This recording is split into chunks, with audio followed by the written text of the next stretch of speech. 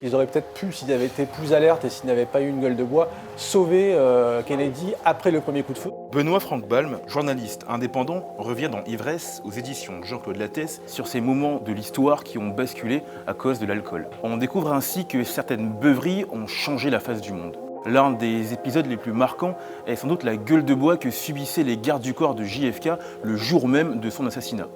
Le 22 novembre 1963, John Fitzgerald Kennedy est assassiné à Dallas.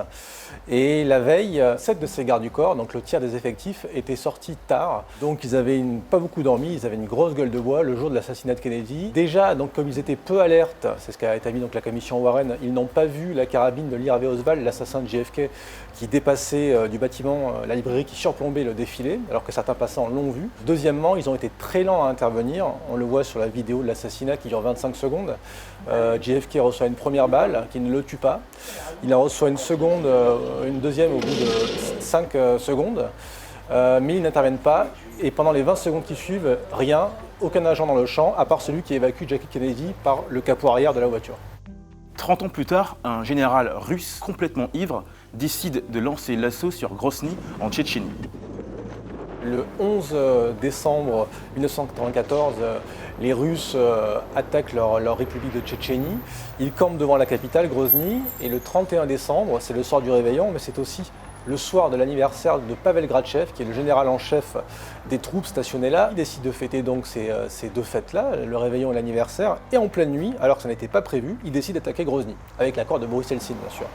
Et évidemment, ce sera une catastrophe, une véritable boucherie avec 35 000 civils qui mourront dans Grozny, 2000 soldats russes et un bourbier tchétchène qui va durer 30 mois et qui se finira par une sortie en catimini des forces russes de la Tchétchénie.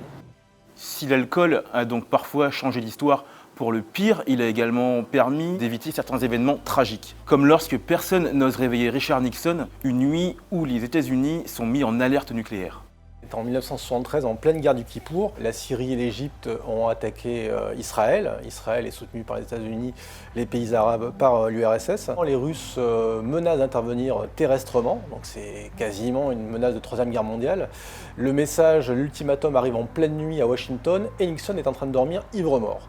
On essaie de le réveiller, on n'y parvient pas et finalement on décide de ne pas le réveiller car Kissinger, qui était son ministre des Affaires étrangères, son secrétaire d'État, estime que c'est plus raisonnable car il pouvait avoir des réactions totalement incohérentes quand il avait trop bu.